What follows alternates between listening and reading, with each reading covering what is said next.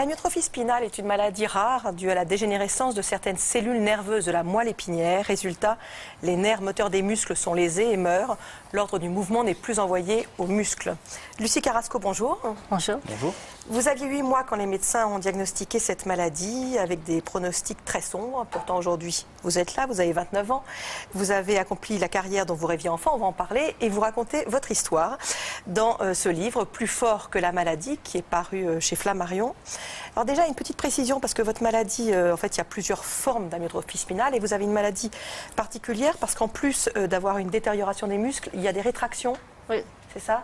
C'est ça, c'est les tendons qui se rétractent et si on ne fait pas de kinésithérapie pour étendre les bras, les jambes, bah ça se rétracte, ça se replie et c'est douloureux et pas très joli non plus. Donc voilà. La kiné, c'est votre quotidien ? Oui, j'ai un petit peu arrêté en ce moment parce que il y a des moments où voilà, il y a certaines périodes où les traitements, c'est juste stop, il y en a marre. Donc je suis un peu dans cette période, mais je vais reprendre.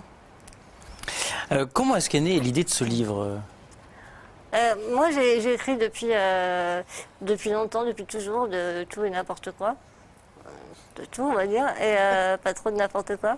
Que ce soit des histoires ou sur moi, j'ai toujours aimé écrire. Et j'ai eu un peu de mal au départ, je trouvais ça un peu prétentieux de dire voilà, mon histoire, elle est magnifique.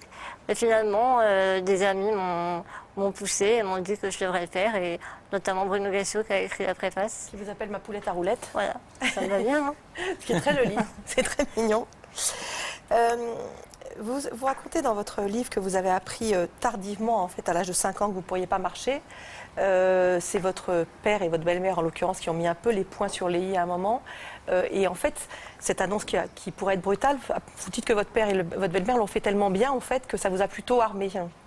Oui, c'est vrai que je comprenais pas vraiment pourquoi je marchais pas et c'était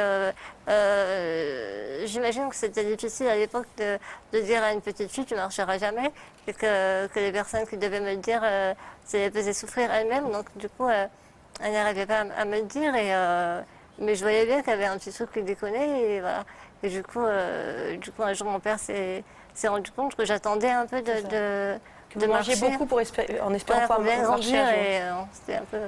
Et donc voilà, elle m'a dit, ben non, effectivement, tu pourras pas marcher, mais avant tout, elle m'a dit, tu pourras faire plein de choses. Et c'est ça que j'ai retenu, de toute façon, c'était la chose à retenir, c'est que malgré tout, je pourrais faire plein de choses. Et du coup, je dis, bon, bah ok, et je me souviens avoir dit, bah c'est pas grave, maintenant, je vais rêver que je vole. Et voilà, parce que j'étais toujours la tête dans les nuages, et voilà. Donc c'était réglé. Votre père joue un rôle particulier dans votre livre, mais dans votre vie évidemment, ainsi que votre belle-mère, notamment pour vous aider dans votre parcours scolaire et d'études. On va taper sur la table de certains directeurs de temps en temps. Ça, c'est quelque chose qui vous a porté tout le temps ? Oui, enfin, j'ai le caractère de mon père, donc on n'a pas que des avantages, je l'aime beaucoup, mais voilà, il est très impulsif, mais il m'a donné une force incroyable, quoi. Rien n'est vraiment un problème, sauf si on le décide, quoi. Du coup, il m'a donné beaucoup de force et il m'a toujours défendu quand on voyait que, devant la justice, de me dire, bah non, toi tu feras pas ça, tu feras ça, parce que c'est plus confortable de te placer à tel endroit qu'à tel endroit. Donc voilà, de rentrer dans les cases, ça a jamais été mon truc, et mon père et ma belle-mère également, c'est chez eux que je vivais à l'époque, m'ont toujours soutenu là-dedans. Toujours soutenu, mais pour autant, s'il fallait vous remettre les idées en place, il n'a jamais hésité non plus. Oui, toujours soutenu, c'était pas passer tous mes caprices sous prétexte que j'étais malade ou quoi que ce soit, non. C'était, il n'y a pas de raison qu'on décide pour toi de ce que tu dois faire, donc on va te soutenir parce que ce que tu veux faire, c'était un rôle. Par contre, si je faisais une connerie, je me faisais engueuler comme tout le monde, mais j'en faisais pas, j'étais tellement sage. Vous êtes très, très souriante comme ça, vous êtes une battante très forte, mais vous racontez quand même dans votre livre des époques de votre vie qui ont été franchement cauchemardesques, avec la période où on vous a opéré des hanches, du dos, la rééducation, les plâtres pendant des mois. Ça a été un enfer. Hein. Ah bah, ça a un peu été de la charcuterie pendant 3 ans. C'est vrai que c'était trois années très difficiles et très douloureuses physiquement, bien sûr, moralement forcément. Mais encore une fois, j'avais j'avais mon père qui était là, donc j'étais hospitalisée en région parisienne. Moi, je suis de Lyon, donc On précise juste que c'est une opération destinée à vous redresser le dos. Hein. Oui, voilà, il fallait. Étant donné que je perds mes muscles, ma colonne vertébrale se tassait peu à peu. Et du coup, je commençais à m'affaisser et ça écrase les poumons, ça écrase les organes. Donc, ça peut être l'issue est fatale de toute façon. Donc voilà. Et du fixer tout ça en fait pour vous permettre aussi de respirer. Oui, mais avant de faire ça, il fallait m'étirer. Donc j'avais des gros plats de 10 kilos autour du corps pour me tenir en minerve, des rééducations assez douloureuses, des opérations aussi. Et mon père a toujours été là malgré la distance. Il n'a pas hésité à dormir dans sa voiture s'il le fallait. Mais effectivement, ça m'avait beaucoup aidé à tenir aussi. Parce que je faisais toujours des conneries pour me faire rire et danser autour du lit d'hôpital. Même si j'avais mal, je me marrais, quoi. Et ça m'a beaucoup aidé. Mais en fait, le fait de ne pas avoir le choix à son moment, j'avais pas le choix. Oui. Il fallait que je le fasse. C'était un peu la vie ou la mort. Et même si c'était très difficile, le fait de ne pas avoir le choix, je pense que c'est en fait un gros avantage. Parce que je n'ai pas à me demander si j'y vais ou pas, j'y vais. Alors vous avez une passion, qui est aussi votre activité principale, c'est le stylisme. Comment est-ce que vous est venue cette passion pour la mode? Est-ce que c'était un rêve de petite fille? Oui, moi j'ai toujours été fascinée par la beauté, les belles femmes. Ma mère était très belle et j'ai grandi ma petite enfance avec ma mère et j'ai toujours regardé, admiré, en train de se maquiller, coiffer. Et je la trouvais magnifique, donc je pense que ça m'a inspirée dès le départ. Et puis pour pas m'ennuyer, je dessinais. Comme j'avais souvent, j'étais malade, j'avais une petite santé fragile et j'étais souvent immobilisée quelque temps, et puis à l'hôpital encore plus. Et du coup, j'ai dessiné sans m'arrêter, et jusqu'à me rendre compte que j'avais un tas de 500 dessins en me disant, tiens, je pourrais peut-être en... Ça faisait des collections. Voilà, ouais. Vous en êtes à votre combienième collection? J'ai fait 2 collections femmes, une collection hommes, et 2 rétrospectives. Oui, je me permets de faire des rétrospectives à mon âge, mais bon, voilà. La prochaine est pour quand? La prochaine est pour dans à peu près 6 mois, mais ce ne sera pas en France. Oui, juste, il y a quelque chose qui me fascine, parce que vous êtes aidé pour beaucoup de choses de la vie quotidienne, bien sûr, mais en revanche, pour vous maquiller et vous faire les ongles, vous faites ça toute seule? C'est moi, oui. C'est fascinant, ça. C'est mieux fait comme ça.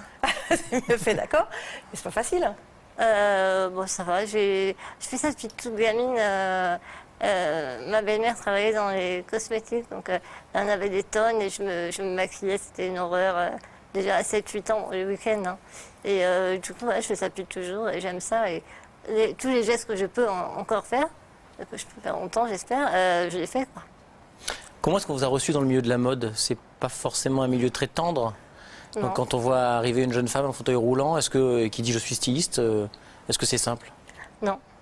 Déjà, les écoles de mode vous ferment les portes sous des prétextes bidons. Genre, on n'a pas l'ascenseur, on a des escaliers, sauf que c'est juste pas vrai.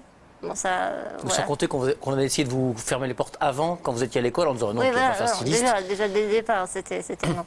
Et dans le milieu de la mode, j'ai pas beaucoup de potes, mais c'est pas grave. Enfin, j'ai entendu des choses terribles. Oui, t'as 20 ans, t'as pas fait d'école, tu réussis parce que t'es en fauteuil. Bon, qu'est-ce que je peux répondre à ça? Peut-être que mon handicap fait que je suscite un peu l'intérêt des gens, mais si mon travail derrière ne tient pas la route, pour moi, je pense que mon travail, c'est la route.